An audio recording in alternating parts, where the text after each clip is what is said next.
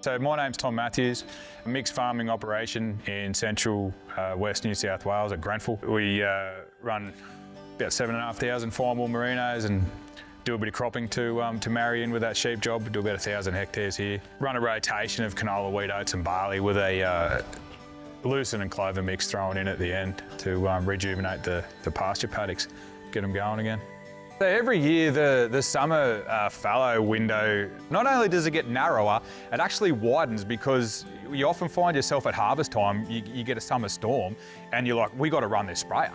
So you've got a very, very short window. That's why I'm saying it's still narrowing, but you're spraying earlier. So you're like, righto, we've got Tuesday mornings when we've got to spray because Wednesday we're going back harvesting again. That job needs to get done that morning on that Tuesday. That's why we're using outright 770. We know we can use that product, we know we can throw it in, we can put the glyphosate with it, get going, get it done.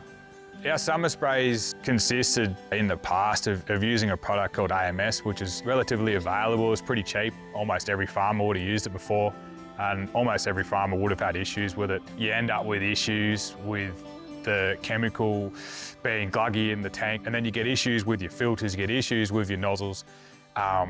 We switched over to using outright 770 and all those problems were just eliminated, gone. What I really do like about outright 770 is the application rate. It's not confusing. The label rate goes up to 1 litre, but you just pick what you're targeting and where you are in your production cycle, and you talk to your agronomist, and your label rate's not often going to be much above that 350.